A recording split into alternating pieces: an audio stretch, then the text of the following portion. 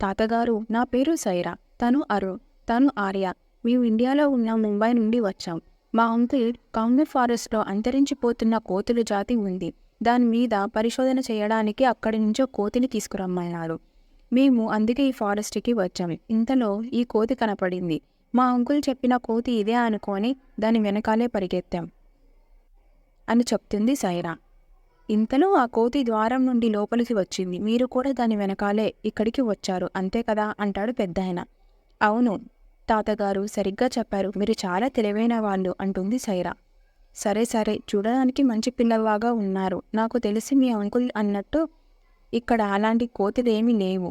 అయినా పొరబడి ఉంటాడు. ఎలాగో వచ్చారు కదా, ఈ రోజుకి ఇక్కడే ఉండి రేపు పొద్దున్నే వెందిరు కానీ అంటాడు పెద్దాయన. మీకెందుకు తాతగారు ఇబ్బంది, పర్లేదు మేము వెళ్ళిపోతాం అంటాడు అరుణ్. మా రాజ్యానికి వచ్చి అలా వెనక్కి తిరిగి పంపించలేము. ఈరోజు ఇక్కడికే ఉండండి, రేపు పొద్దున్నే వెళ్ళిపోదురు గాని అంటాడు పెద్దాయన.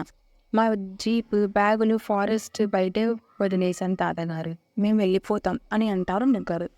మీ జీపు బ్యాగులే కదా, అవి మా వాళ్ళు వెళ్ళి తీసుకొస్తారు, మీరు రండి అని అంటాడు పెద్దాయన. పెద్దాయన వెళ్తూ వెళ్తూ విరోండాకు మీకు స్వాగతం అని చెప్తాడు. మనవరాలైన మౌలాను వాళ్ళని లోపలికి తీసుకువెళ్ళమని చెప్తాడు. అవును, విరోండా అంటే ఏమిటి అని అడుగుతాడు ఆర్య.